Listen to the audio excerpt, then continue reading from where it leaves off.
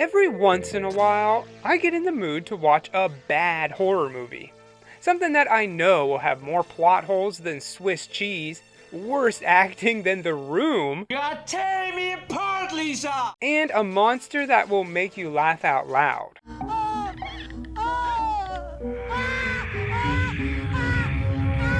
Yep, I think The Abomination will do just fine.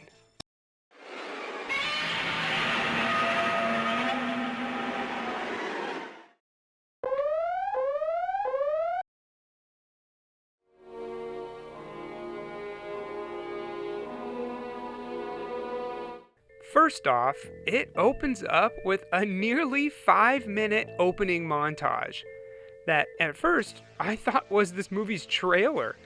It basically shows you everything that happens in the entire movie. If the point of this was to confuse the audience, well, it worked.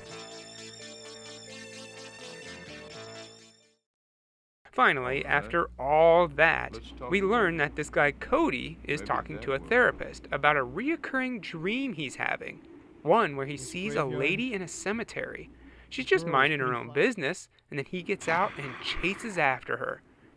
He says that he can't help himself, that he's being controlled by the Abomination, and he must get it food.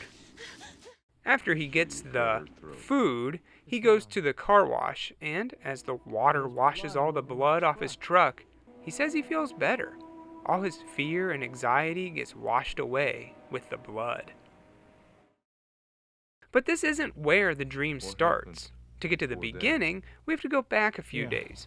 We see Cody's mom, Sarah Lee, watching a TV evangelist named Brother Fogg. It seems like she's become a bit obsessed with him, but Cody knows that this guy is only after people's money. Eventually, Cody goes to hang out with his girlfriend Kelly for a little bit, and he leaves his mom. But she's sick and doesn't want to be left alone.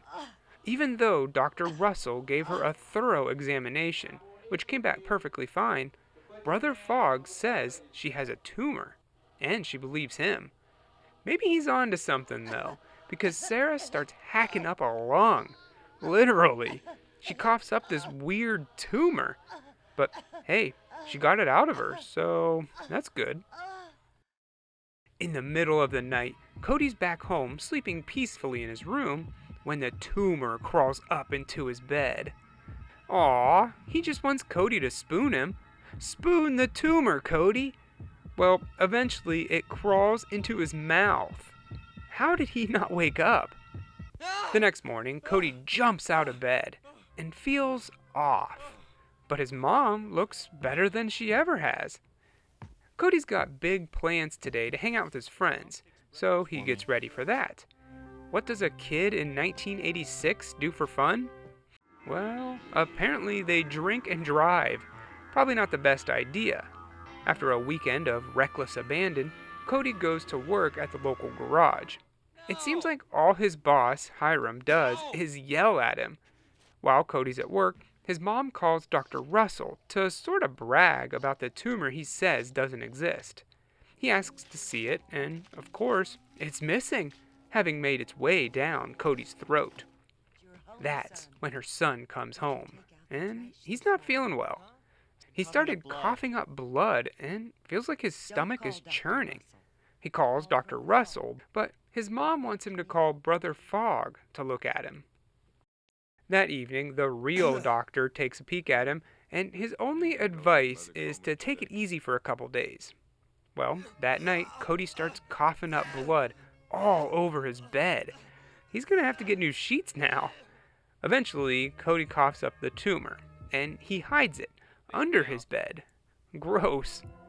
But a disgusting tumor is the least of Cody's worries right now, because the Abomination now has him under its control, and it's hungry. The first victim is Sean, one of his friends he was drunk driving with earlier. He goes over to her house and takes her out, and it's pretty graphic, almost like a slasher movie for a little bit. He takes her body back to his house and he hides it under his bed. Good, no one will look for it there. Well, that night, as Cody sleeps, the Abomination feasts, and in the morning, he finds her skeleton. Man, the thing licked her clean. As if that's not bad enough, Cody starts coughing up another tumor. So now there's 2 of them to feed. Now we see what Cody's mom's been up to during all this. She's gone to Brother Fogg. When she gets there, he's taking a big dump. Classy. When he does finally get a chance to talk to her, she asks him to help her son. She thinks that he's possessed and asks Brother Fogg to exorcise him, which he agrees to, at a price. Cody takes Sean's body to bury her, and lo and behold, her boyfriend Ike just happens to be driving by, so he's gotta go. Meanwhile, Cody's mom makes it back home and she starts cleaning up. She throws a shirt in the washer and it spits it back out. The abomination has taken up residence inside it. She runs through the cupboard and there's another, bigger one in there. Cody shows up and he knows that his mother went to Brother Fogg, and that's a big no-no. You went to see Brother Fogg, didn't you? So, after a lot, and I mean a lot of screaming, the abomination bites her hand off and eventually eats her whole. Cody has a gift for Brother Fogg, but it's gonna need a snack. So he grabs the family cat. Hey, get your hands off of him. Well, at least it's not the cat from Uninvited. Actually, that would be pretty cool. The uninvited cat versus the abomination. Who will win? I love this cat. He's just hanging out, being sweet in the car. My cat just runs away when she sees you. Anyway, Cody takes the baby abomination and sneaks it into Brother Fogg's toilet. And when he goes to take a dump, he's attacked.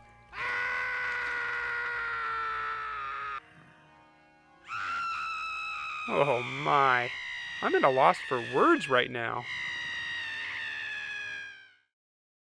Cody continues his rampage, which he takes out for more food for his family.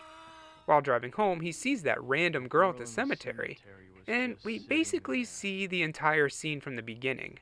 You know, the one that we already saw. It's nothing new. They even show the part where he goes to the car wash.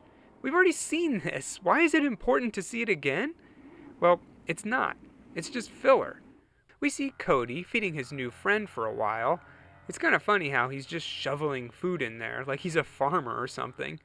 Eventually, Kelly, his girlfriend, shows up and sees the mess he's made.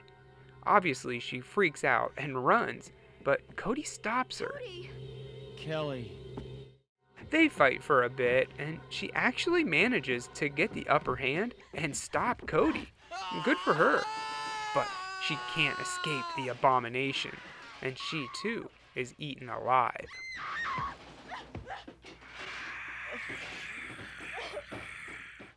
Later on, Dr. Russell swings by for a follow-up with Cody. Inside, he screams, then he leaves the house as the next pawn under the abomination's control. During the credits, we hear Cody once again talking to his therapist about his dream, and that's when he informs Cody that it wasn't a dream, and that he's on trial for killing 7 people. In his mind, he made up the whole dream idea to cope, and in the end, when he died, it was because he was being punished for his sins. Cody did it all right, but he blames it on the abomination. So, is he crazy, or is there really a sentient tumor living in his cupboards? The world may never know. But that was the Abomination. And I say it was an abomination that this movie didn't win a ton of awards. Obviously, it has its flaws. I think every line was dubbed over, which is fine. It didn't distract me too much, but the acting is, well, bad. There's no way around that. And while Cody is narrating, he's just a bit whiny. But the bones are there for a good movie. Yes, it borrows a lot from Little Shop of Horrors, mainly the entire plot. But it was fun, and the music was bangin'. certain parts sounded like it was from Doom.